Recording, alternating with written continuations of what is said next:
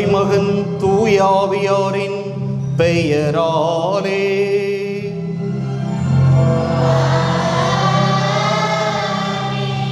நம் ஆண்டவராகிய இயேசு கிறிஸ்துவின் அருளும் கடவுளின் அன்பும் தூய ஆவியாரின் நட்புறவும் உங்கள் அனைவரோடும் இருப்பதாக.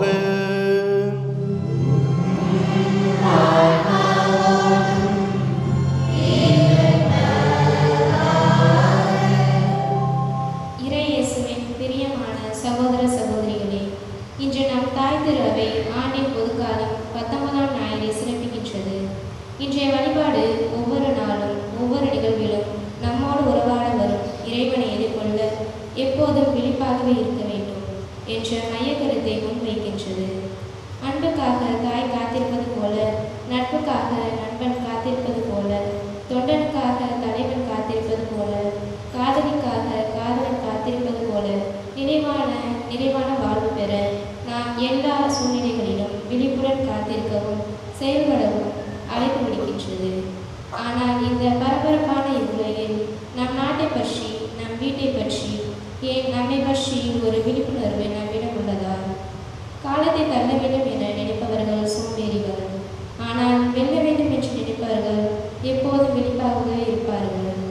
எனவே இம்மண்ணுலகின் மீதும் விண்ணுலகின் மீதும் விழிப்பாயிருப்போம். எப்போது மானிட மகன் வந்தாலும் எதிர்கொள்ள தயாராகும் எனும் வரம் வேண்டி இப்பணியில் இணைவோம். இறையாசி பெறுவோம்.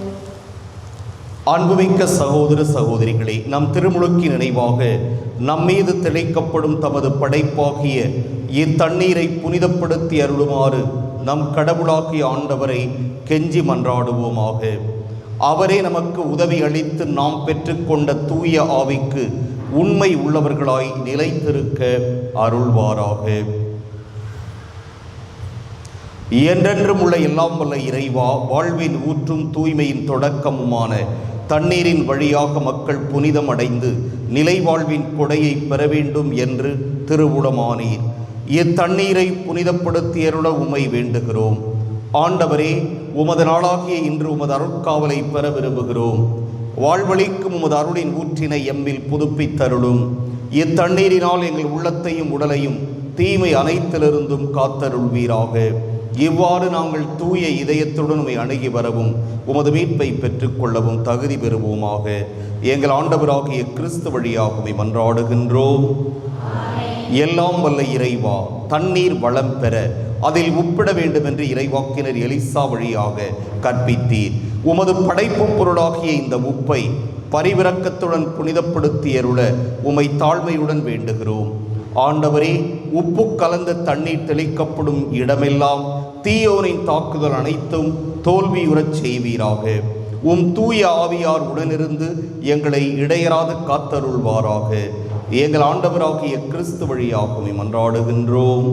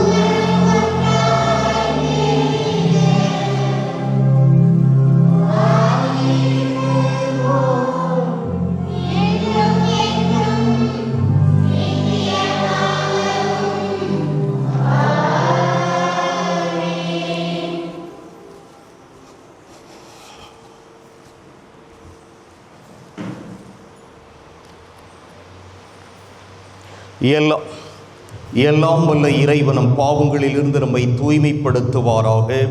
இந்த நற்கருணை கொண்டாட்டத்தின் வழியாக அவர் தம்முடைய ஆட்சியின் விருந்தில் பங்கு கொள்ள நம்மை தகுதி பெறச் செய்வாராக.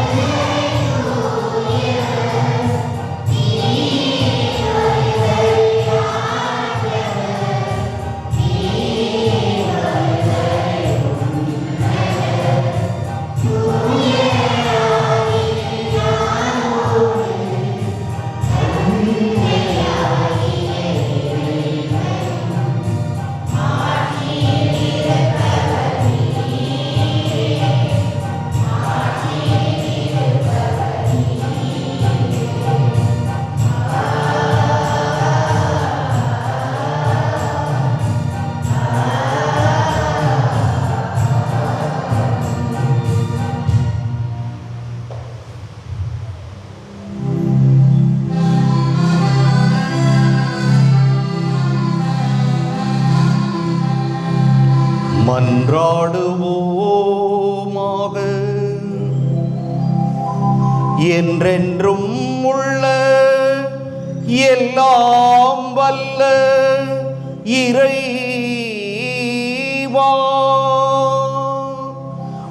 தூய ஆவியார் எங்களுக்கு கற்றுத் தந்தவாறு உம்மை தந்தை என அழைக்க நாங்கள் துணிவு கொள்கின்றோம். நீர் வாக்களித்த உரிமை பேரான விண்ணக வீட்டுக்கு நாங்கள் வந்து சேரும்படி நீர் தேர்ந்து கொண்ட மக்களுக்கு உரிய மனப்பான்மையை எங்கள் இதயங்களில் பொழிந்தருள்வீராக. உம்மோடு தூயாவியாரின் ஒன்றிப்பில் இறைவனாய் என்றென்றும் வாழ்ந்து ஆட்சி செய்கின்ற அவர் வழியாக உம்மை மன்றாடுகின்றோம்.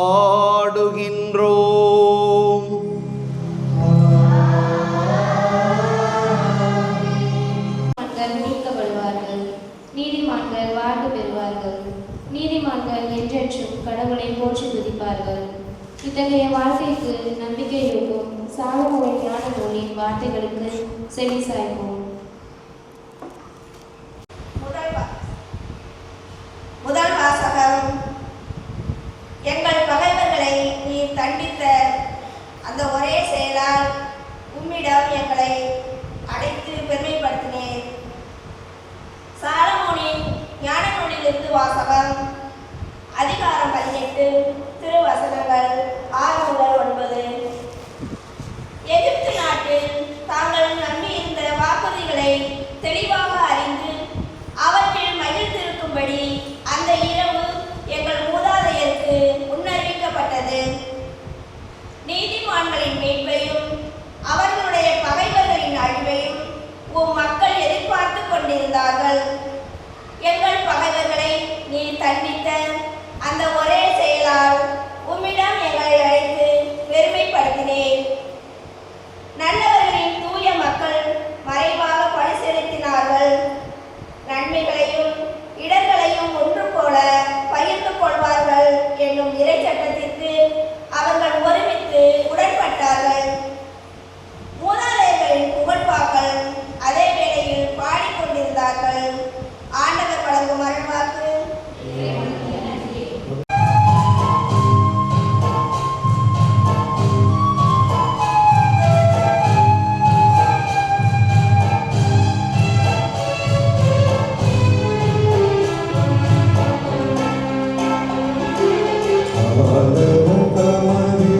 உரிமை சொல்லாத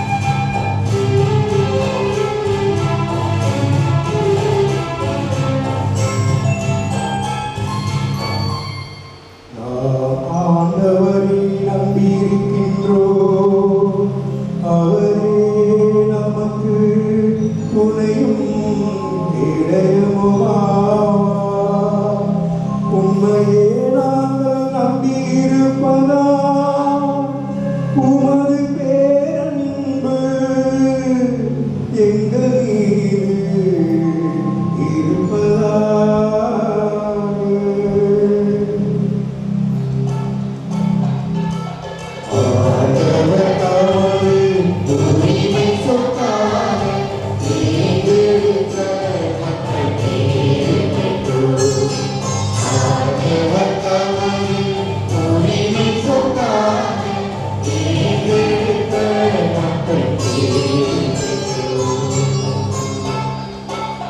என்றால் என்ன?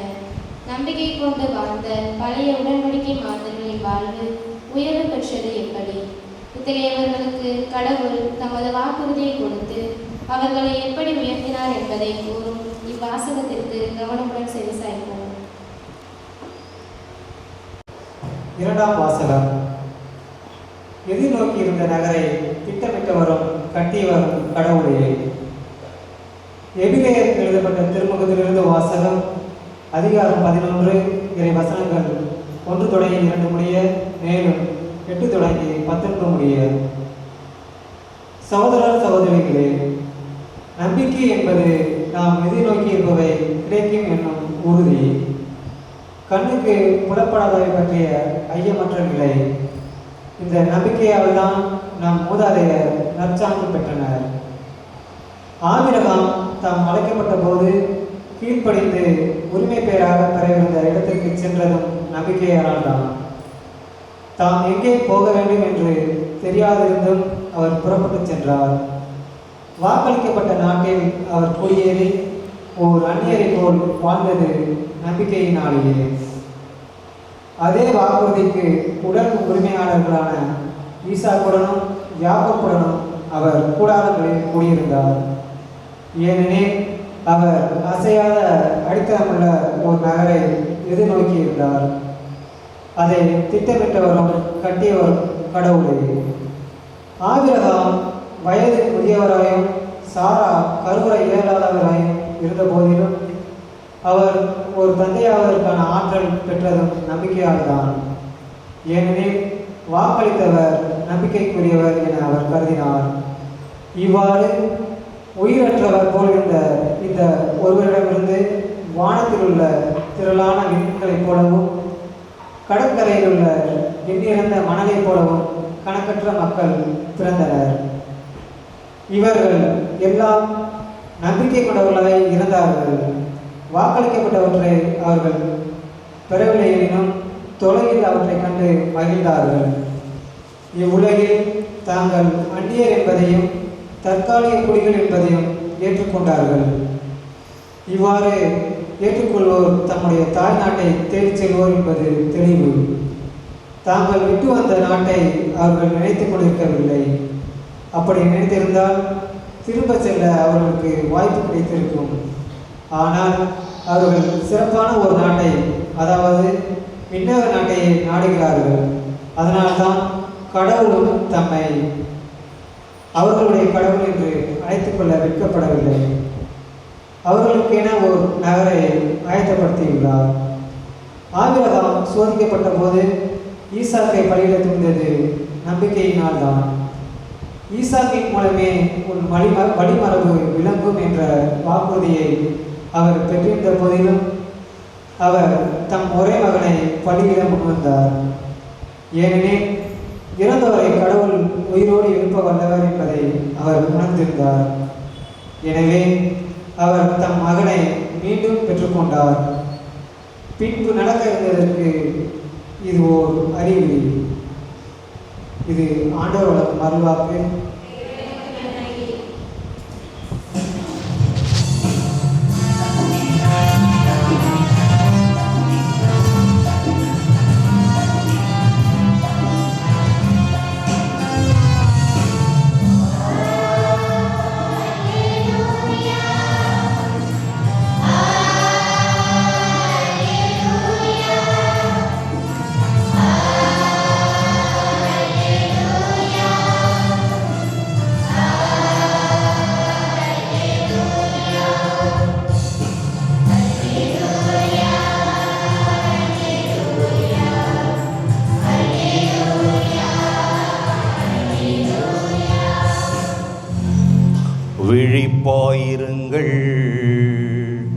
ஆயத்தமாயிருங்கள், ஏனெனில் நீங்கள் நினையாத நேரத்தில் மானிட மகன் வருவார்.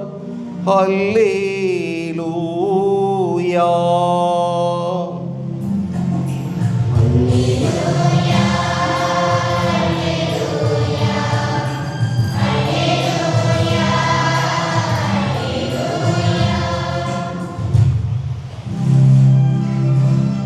ஆண்டவர் உங்களோடு இருப்பாராக.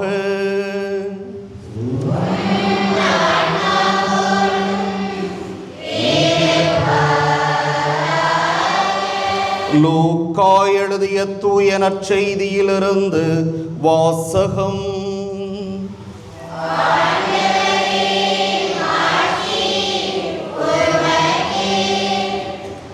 அதிகாரம் 12.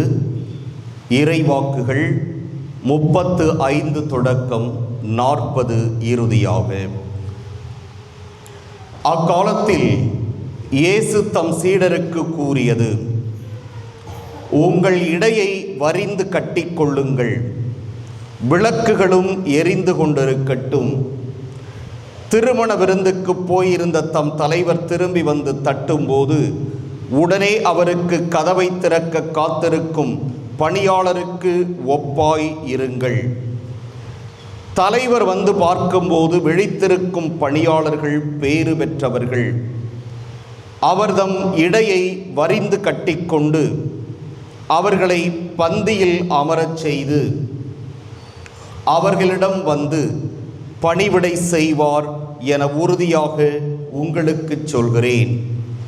தலைவர் இரவின் 2ஆம் காவல் வேளையில் வந்தாலும் 3ஆம் காவல் வேளையில் வந்தாலும் அவர்கள் விழிப்பாயிருப்பதை காண்பாரானால் அவர்கள் பேறு பெற்றவர்கள். எந்த நேரத்தில் திருடன் வருவான் என்று வீட்டு உரிமையாளருக்கு தெரிந்திருந்தால் அவர்தம் வீட்டில் கன்னமிட விடமாட்டார் என்பதை அறிவீர்கள். நீங்களும் ஆயத்தமாயிருங்கள், ஏனெனில் நீங்கள் நினையாத நேரத்தில் மானிட மகன் வருவார். ஆண்டவரின் அருள்வாக்கு.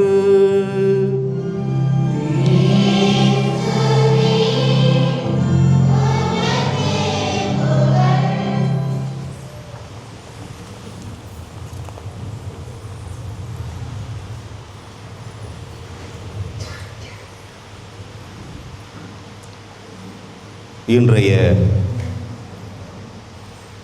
2ஆம் வாசகத்தை எத்தனை பேர் நல்லா கவனிச்சிங்க? யாரை பற்றி வாசிக்கப்பட்டது? அவருக்கு ஒரு அடைமொழி இருக்கு. அது என்னது? நம்பிக்கையின் தந்தை. யார் சொன்னது? யார் சொன்னது? டீச்சர் சொல்லிடுவாங்க. ஒரு கைதட்டல் கொடுங்க. ஆமாம், நம்பிக்கையின் தந்தை. அவரையே நம்பிக்கையின் தந்தைன்னு சொல்றாங்க.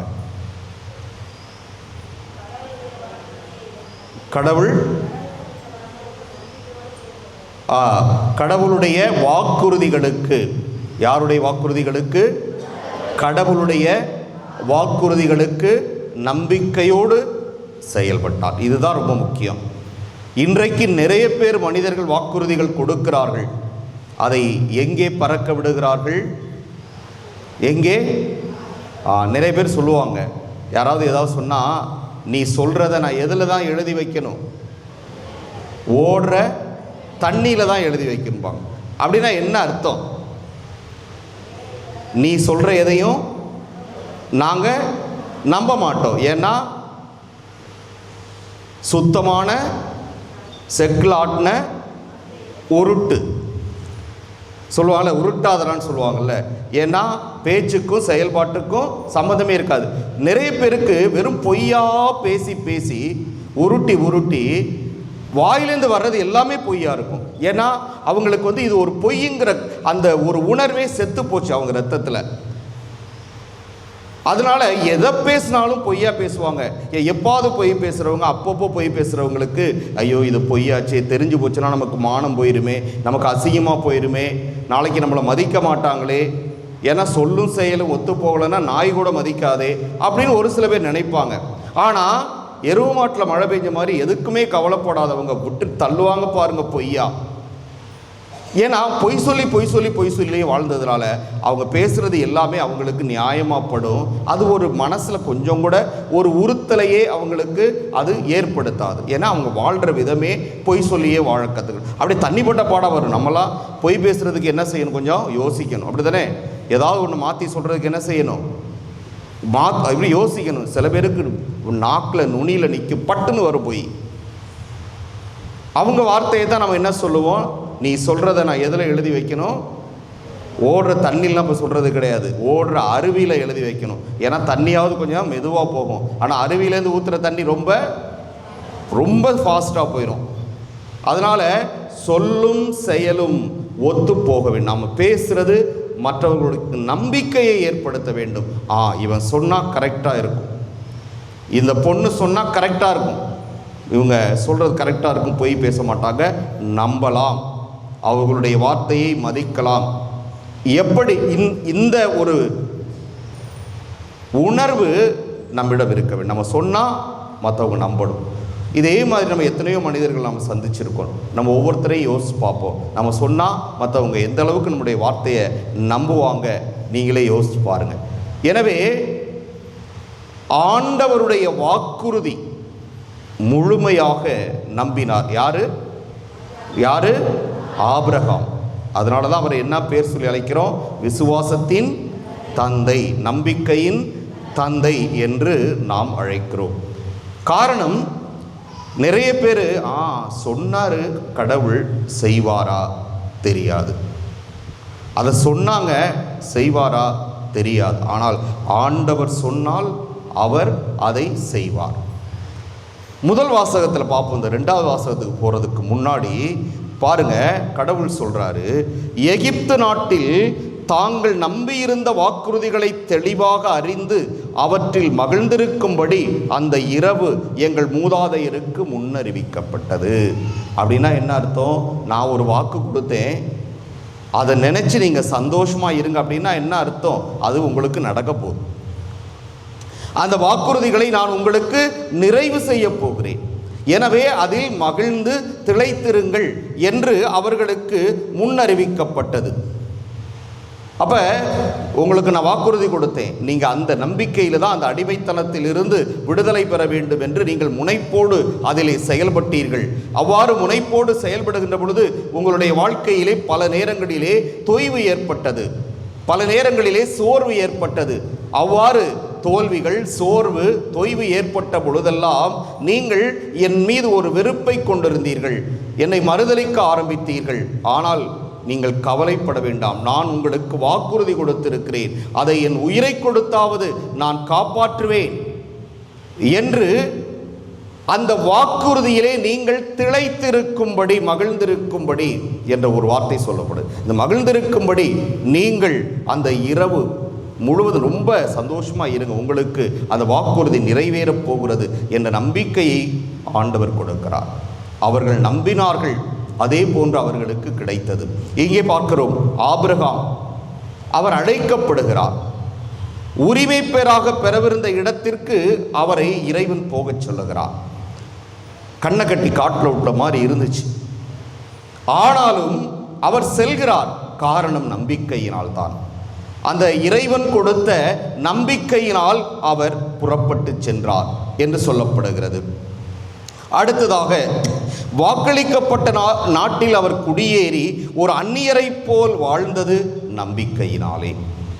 ஒரு அந்நியரை போல் அவர் நடத்தப்பட்டார். இருந்தாலும் ஆண்டவர் வாக்கு கொடுத்திருக்கிறார், அது நடக்கும். இன்றைக்கு நாம் அந்நியரை போல் நடத்தப்படுகிறோம், கவலை வேண்டாம், நமக்கு வாக்கு கொடுத்த அந்த இறைவன் நம்மை காப்பாற்றுவார்.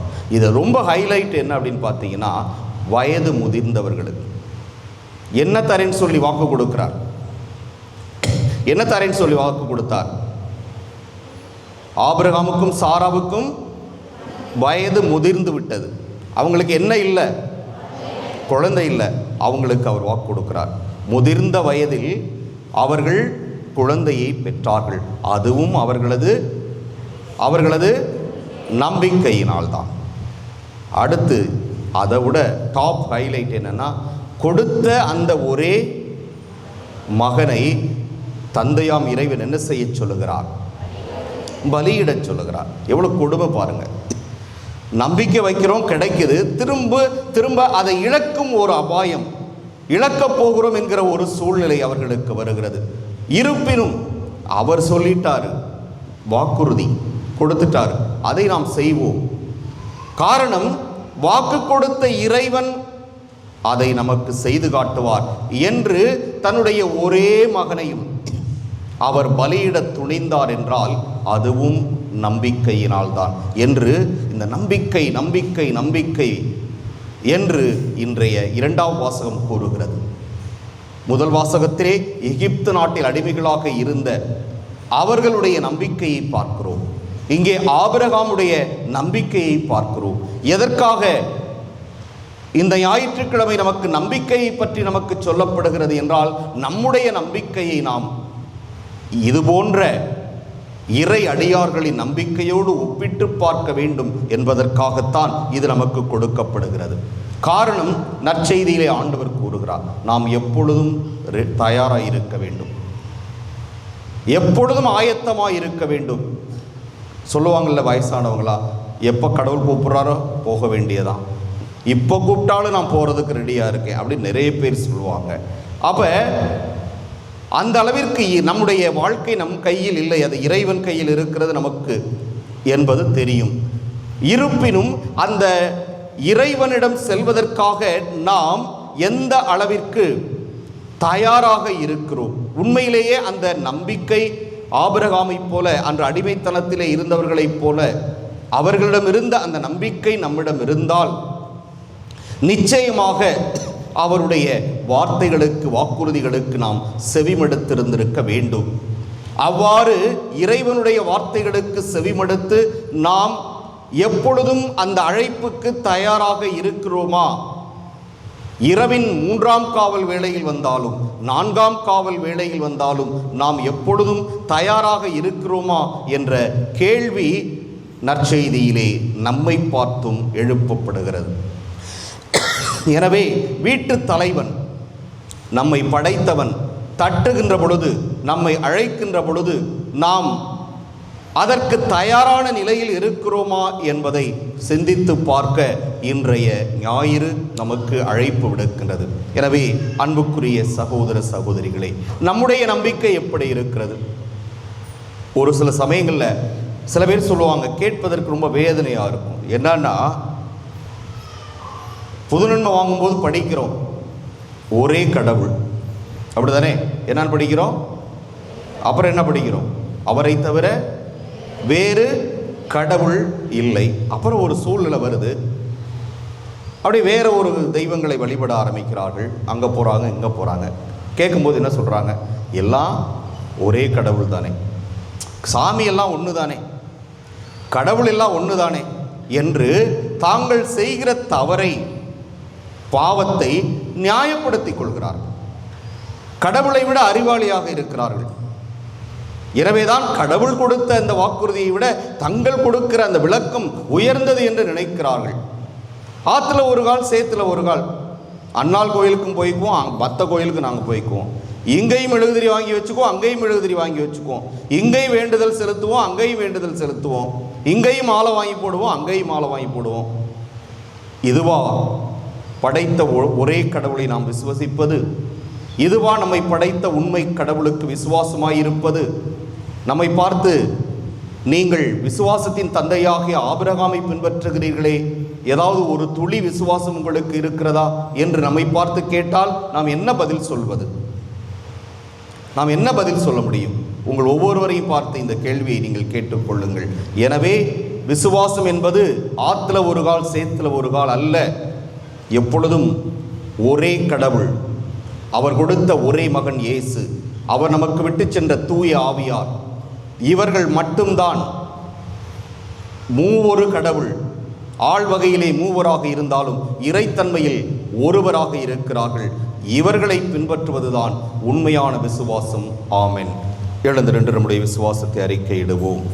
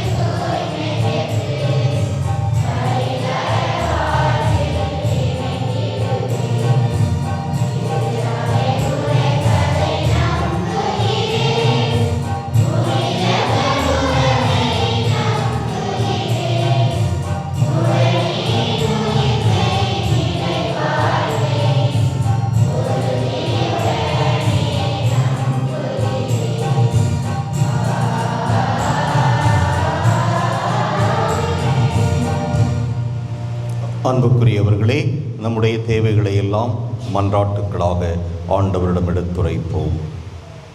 என்னை படைத்தவரே, உமது திரு அவையை வழிநடத்தும் திருத்தந்தை, ஆயர்கள், அருள்பணியாளர்கள், துறவியார் மற்றும் பொதுநிலையினர் அனைவரும் தீமைகளை கண்டு அஞ்சாமல் ஒரு திருமகனை போல திருப்பணியாற்றிட வேண்டும் என உம்மை மன்றாடுகிறோம். எங்கள் அருமை நேசரே, என் தாய் திருநாட்டில் இனத்தின் பெயரால், மதத்தின் பெயரால், மொழியின் பெயரால் தொடுக்கப்படும் அனைத்து வன்முறைகளுக்கும் முற்றுப்புள்ளி வைத்து தெளிந்த மனம் கொண்டவர்களாக நாங்கள் வாழ்ந்திட உம்மை மன்றாடுகிறோம். ஆவியை பொழிபவரே, எங்கள் பங்கு தந்தை இறைமக்கள் அனைவருக்கும் நிறைவான ஆசை வழங்கி நாங்கள் அனைவரும் ஒன்றாக இணைந்து செயல்படுவதற்கு எவையெல்லாம் தடையாக இருக்கின்றனவோ அவற்றையெல்லாம் நீக்கி அன்புடன் வாழ்ந்திட வேண்டும் என உம்மை மன்றாடுகிறோம். எங்கள் விண்ணக தந்தையே, எம் நாட்டையும் எங்களையும் காக்க வேண்டும். வெயிலிலும் குளிரிலும் பனியிலும் பணிபுரிந்து கொண்டிருக்கும் எம் நாட்டின் ராணுவ வீரர்களுக்கு உமது காவல் தூதர்களையும் புனிதர்களையும் பாதுகாப்பாக தந்திட வேண்டும் என உம்மை மன்றாடுகிறோம். நம்முடைய தனிப்பட்ட தேவைகளை அமைதியாக ஆண்டவரிடம் எடுத்துரைப்போம்.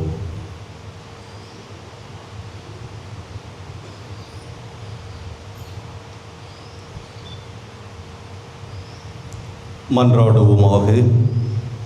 எங்கள் புகலிடம் பலவுமாக இறைவா, எங்களிடம் இறை உணர்வை தூண்டி எழுப்புகிறவன் நீரே. உம்முடைய மக்களின் உருக்கமான இந்த மன்றாட்டுக்களை ஏற்று நிறைவு செய்ய வேண்டும் என்று எங்கள் ஆண்டவர் கிறிஸ்து வழியாக உம்மை மன்றாடுகின்றோம்.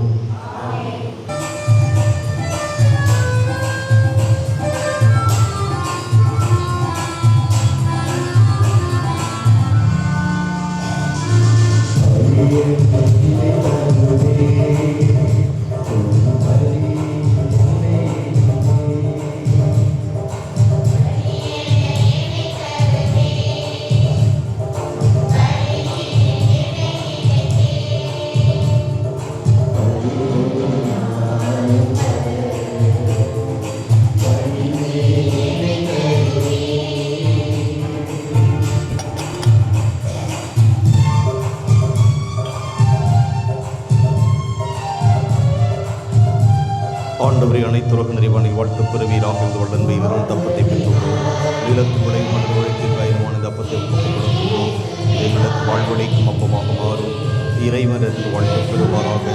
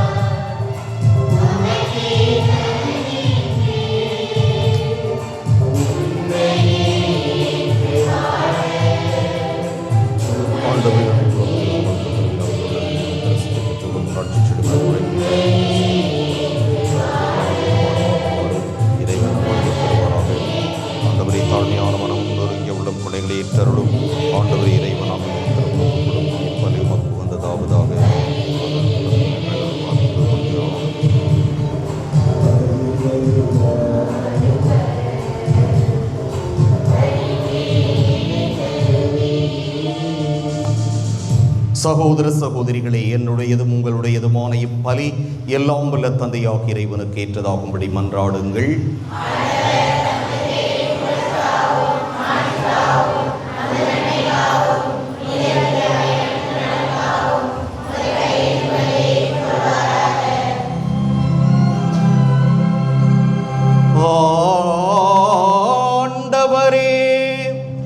உமது திரு அவையின் காணிக்கைகளை மகிழ்வுடன் ஏற்றருளும். இரக்கத்தால் நீர் எங்களுக்கு அளித்த இக்காணிக்கைகள் உமது ஆற்றலால் எங்கள் மீட்பின் மறை நிகழ்வாக மாறச் செய்வீராக. எங்கள் ஆண்டவராகிய கிறிஸ்து வழியாக உம்மை மன்றாடுகிறோம்.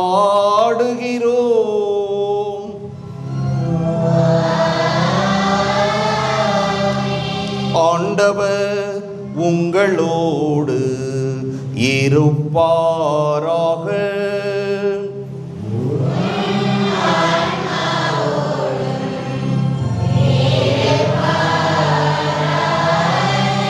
இதயங்களை மேலே எழுப்புங்கள்.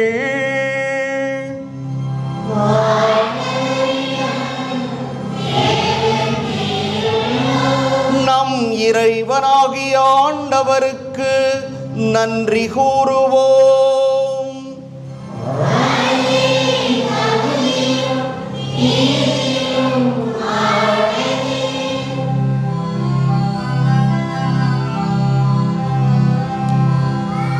ஆண்டவரே, தூயவரான தந்தையே, என்றும் உள்ள எல்லாம் வல்ல இறைவா, எந்நாளும் எவ்விடத்திலும் நாங்கள் உமக்கு நன்றி செலுத்துவது மெய்யாகவே தகுதியும் நீதியும் ஆகும். எங்கள் கடமையும் மீட்புக்கு உரிய செயலுமாகும். அழிவுக்கு உரிய மனிதருக்கு உமது இறை இயல்பின் ஆதரவை அளிக்கின்றீர். மேலும் மனிதரின் சாகும் தன்மையை பிணிப்போக்கும் மருந்தாக பயன்படுத்தி நாங்கள் எவ்வாறு அழிவுற்றோமோ அவ்வாறே எங்கள் ஆண்டவராகிய கிறிஸ்து வழியாக எங்களுக்கு மீட்பு அருளுகின்றீர். இவை அனைத்தாலும் அளவற்ற மாட்சி உமக்கே உரியது என்பதை உணர்கின்றோம். அவர் வழியாக உமது மாண்பை வானதூதர்களின் அணிகள் வழிபடுகின்றன. உமது திருமுன் எக்காலத்தும் மகிழ்கின்றன. அவர்களோடு எங்கள் குரலையும் சேர்த்து கொள்ளுமாறு நாங்கள் உம்மை தாழ்மையுடன் இறைஞ்சி புகழ்ந்து பாடுவதாவது: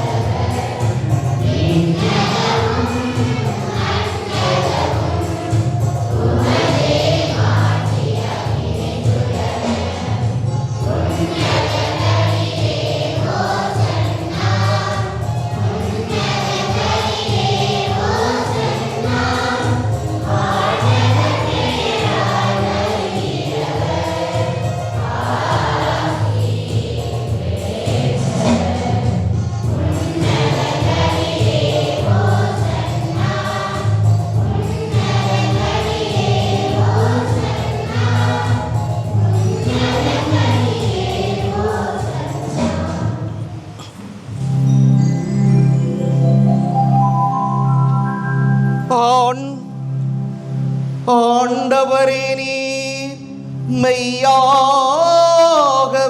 தூயவர், தூய்மை அனைத்துக்கும் ஊற்று. ஆகவே உம்முடைய ஆவியை பொழிந்து இக்காணிக்கைகளை தூய்மைப்படுத்த உம்மை வேண்டுகிறோம். இவ்வாறு எங்கள் ஆண்டவர் இயேசு கிறிஸ்துவின் உடலும் இரத்தமுமாக எங்களுக்கு இவை மாறுவனவாக.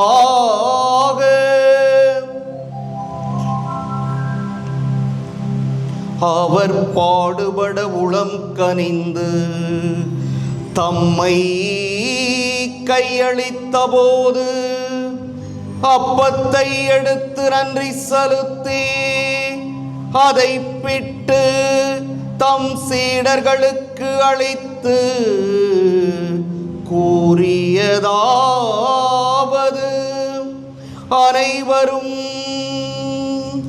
இதிலிருந்து பெற்று உண்ணுங்கள், ஏனெனில் இது உங்களுக்காக கையளிக்கப்படும் என் உடல்.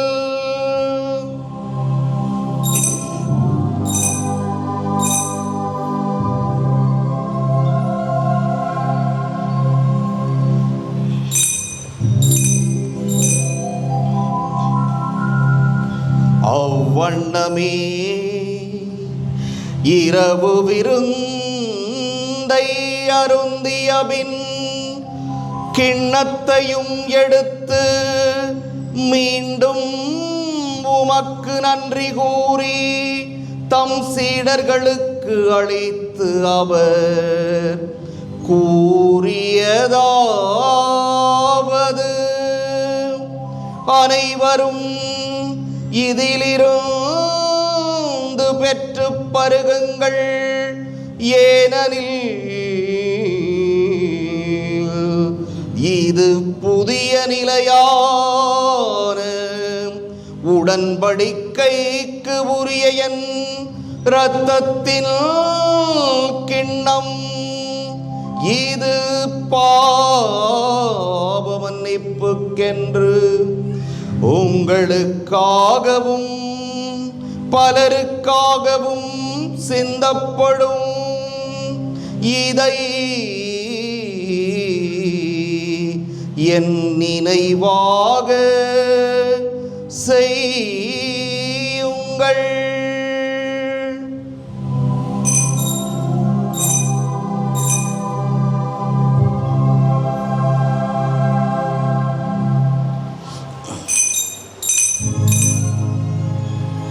நம்பிக்கையின் மறைபொருள்.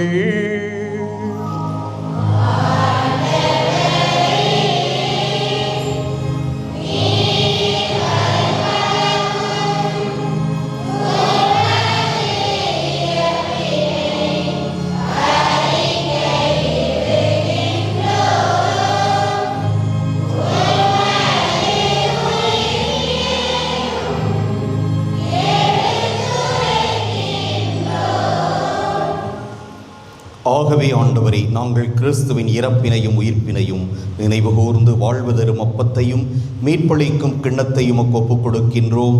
உம் திருமுன் நின்று உமக்கு ஊழியம் புரிய தகுந்தவர்கள் என எங்களை ஏற்றுக்கொண்டீர். எனவே உமக்கு நன்றி செலுத்துகிறோம். மேலும் கிறிஸ்துவின் உடலிலும் இரத்தத்திலும் பங்கு கொள்ளும் எங்களை தூய ஆவியார் ஒன்று சேர்க்க வேண்டும் என உம்மை தாழ்மையுடன் மன்றாடுகின்றோம்.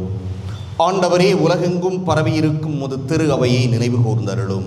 எங்கள் திருத்தந்தை லியோ, எங்கள் ஆயர் சகாயராஜ், எல்லா திருநிலையினராகிய அனைவரோடும் உமது திரு அவை அன்பில் நிறைவு பெறச் செய்தருளும். மேலும் உயிர்த்தெழும் எதிர்நோக்குடன் துயில் கொள்ளும் எங்கள் சகோதரர் சகோதரிகளையும் இறந்தோர் அனைவரையும் இரக்கத்துடன் நினைவு கூர்ந்து உமது திருமுக ஒளியினுள் ஏற்றருளும். எங்கள் அனைவர் மீதும் இரக்கமாயிரும். கடவுளின் கன்னித்தாயான புனித மரியா, அவருடைய கணவரான புனித யோசேப்பு, புனித திருத்தூதர்கள், இவ்வுலகில் மக்குகந்தவராய் இருந்தோராகிய புனிதர் அனைவருடனும் நாங்கள் நிலைவாழ்வில் பங்கு கொள்ளும் தகுதி பெற்று உம் திருமகன் இயேசு கிறிஸ்து வழியாக உம்மை புகழ்ந்தேத்தும் வரமருள உம்மை மன்றாடுகிறோம்.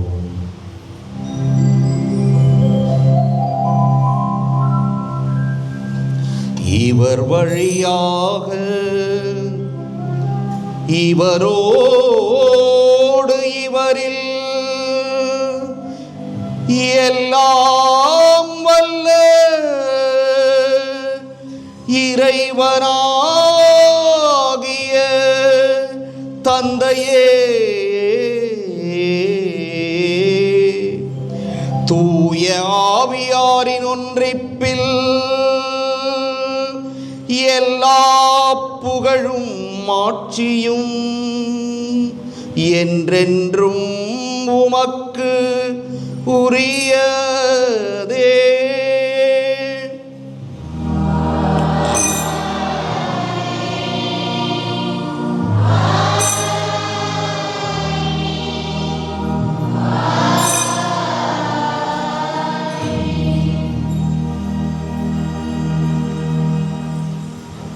மீட்பரின் கட்டளையால் கற்பிக்கப்பட்டு இறைபடைப்பினையால் பயிற்சி பெற்ற நாம் துணிந்து பாடுவோம்.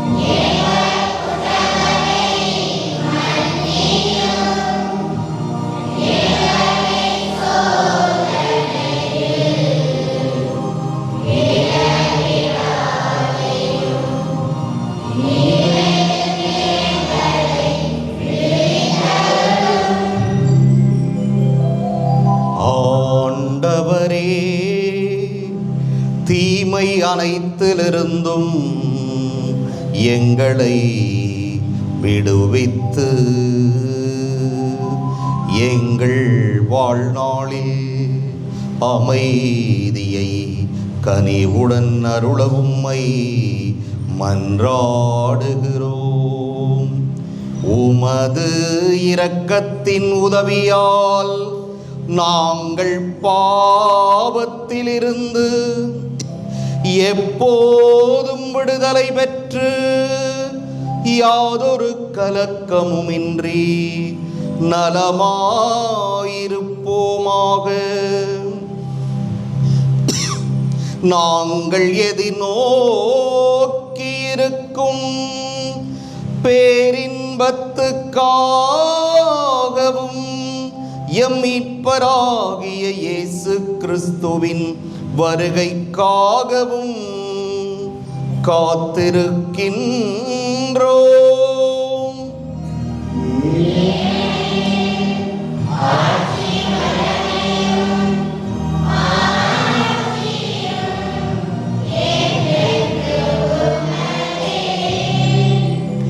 ஆண்டவரே இயேசு கிறிஸ்துவே, அமைதியை உங்களுக்கு விட்டு செல்கின்றேன். என் அமைதியையே உங்களுக்கு அளிக்கின்றேன் என்று உம் திருத்தூதர்களுக்கு மொழிந்தீரே. எங்கள் பாவங்களை பாராமல் உமது திரு அவையின் நம்பிக்கையை கண்ணோக்கி உமது திருவுளத்துக்கு ஏற்ப அதற்கு அமைதியையும் ஒற்றுமையையும் அளித்தருள்வீராக. என்றென்றும் வாழ்ந்து ஆட்சி செய்கின்றவர் நீரே.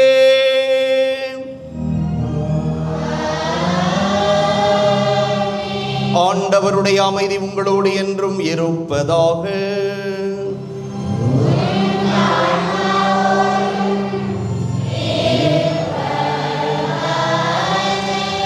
ஒருவருக்கொருவர் அமைதியை பகிர்ந்து கொள்வோம்.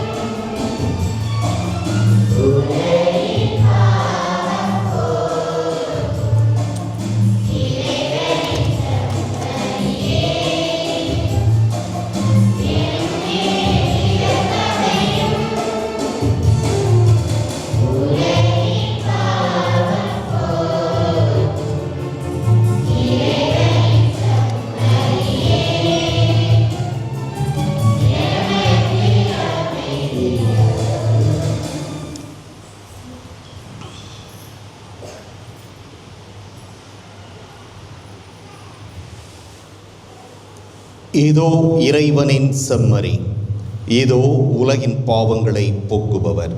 செம்மறியின் விருந்துக்கு அழைப்பு பெற்றோர் பேறு பெற்றோர்.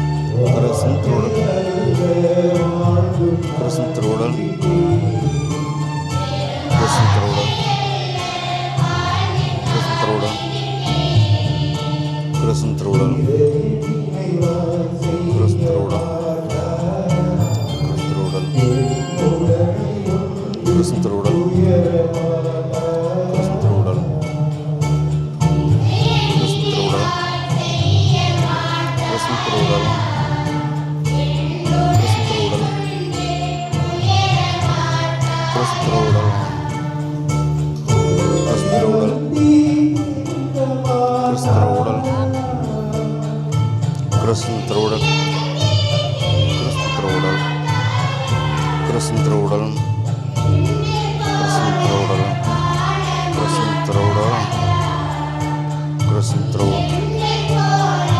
கிறிஸ்துவின் திரு கிறிஸ்துவின் திருவுடல் கிறிஸ்துவின் திருவுடல் கிறிஸ்துவின் திருவுடல்.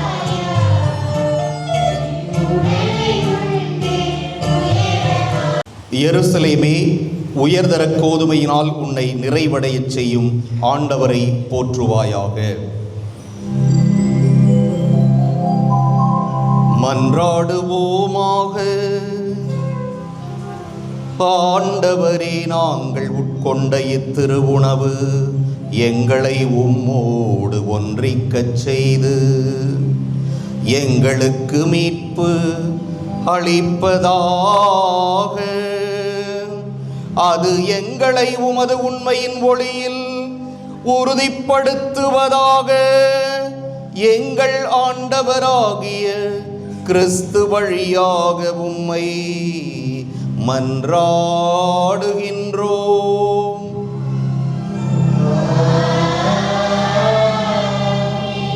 ஆண்டவர் உங்களோடு இருப்பாராக.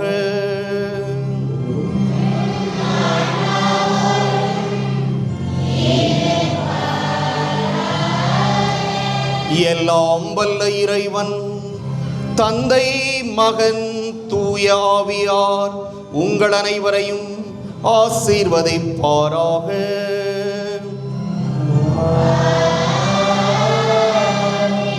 சென்று வருவோம். திருப்பலி நிறைவேறிற்று.